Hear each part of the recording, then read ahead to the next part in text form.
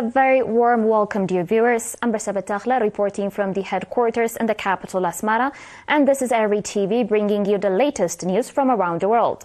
These are the ones making the top stories for today.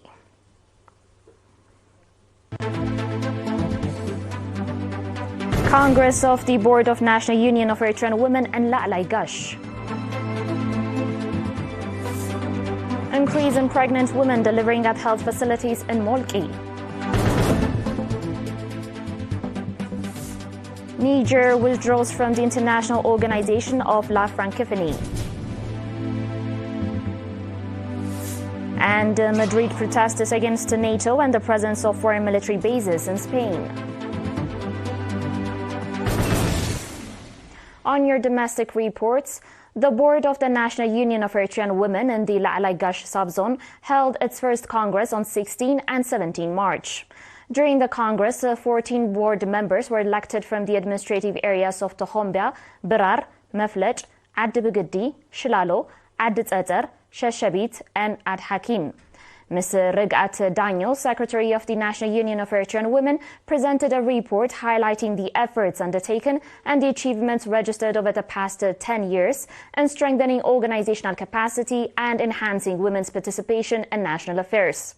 Ms. Yehdaga Yohannes, head of the National Union of Eritrean Women in the Gashbarka region, stated that the establishment of a board at the subzonal level reflects the strong organizational capacity of the union. She also urged the newly elected members to work diligently in boosting the union's income and realizing its objectives and mission. Mr. Gida Stefanos, administrator of the subzone, emphasized that Eritrean women continue to play a historic role as demonstrated in the struggle for national independence, the safeguarding of national sovereignty, and the implementation of national development programs. He also expressed the subzonal administration's commitment to supporting all endeavors of the union.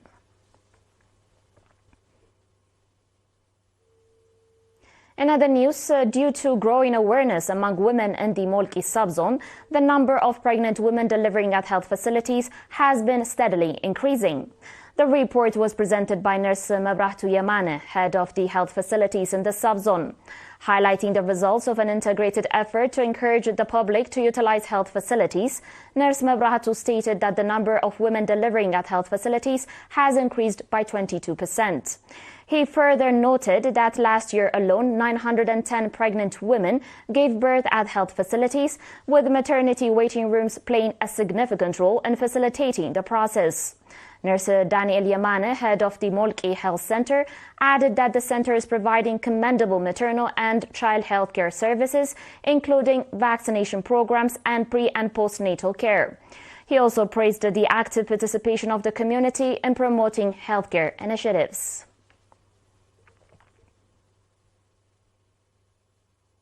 Still with your domestic reports, the residents of the Dekzaro administrative area and the Ad Takalezan subzone are constructing a dirt road to connect their area with the main Asmara-Kern road. The 10-kilometer road, being built with missionary support, is expected to significantly improve the daily activities of the residents. Engineer Barahat Mehretab, one of the program coordinators, stated that a feasibility study was conducted before the construction process began. He also commended the strong participation of the residents in the project. Lieutenant Colonel Yamane Mabrahtu, administrator of the Ad Takalezan subzone, emphasized that with the unity and shared vision among the residents, they can successfully undertake additional development projects that benefit the community. He encouraged them to maintain their solidarity and contribute to the ongoing development programs in their area. Dekzaro is one of the 11 administrative areas in the Ad Takalezan subzone and is home to 1,386 residents.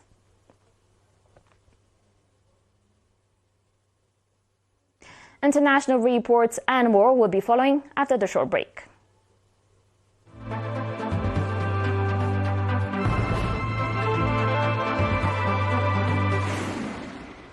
Welcome back. Niger announced on Monday its withdrawal from the International Organization of the Francophonie. The decision was revealed in a note from the Ministry of Foreign Affairs, addressed to the country's diplomatic missions abroad. The note signed by Secretary General Labo did not provide reasons for the move, but instructed heads of missions to inform their respective jurisdictions. Since the July 2023 coup, relations between Niger and the organization have significantly deteriorated. In December, the Francophonie suspended Niger from all its bodies. And shortly after, the new Nigerian authorities announced the suspension of all cooperation with the organization. Niger, a founding member of the Francophonie, may be followed by Burkina Faso, Senegal, and Mali.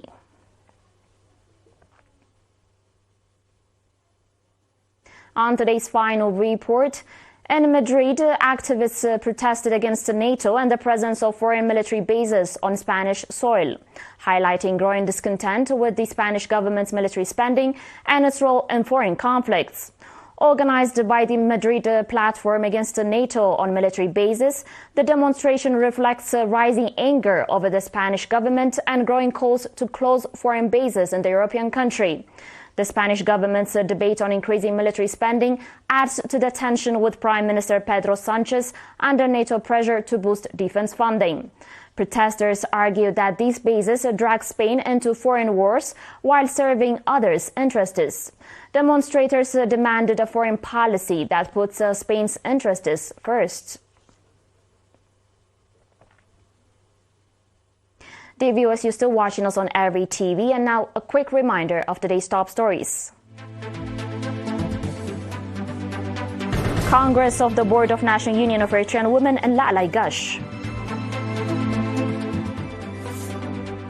Increase in pregnant women delivering at health facilities in Molki. Niger withdraws from the International Organization of La Francophonie. And Madrid protests against NATO and the presence of foreign military bases in Spain. Well, that was it for today. Thanks for watching.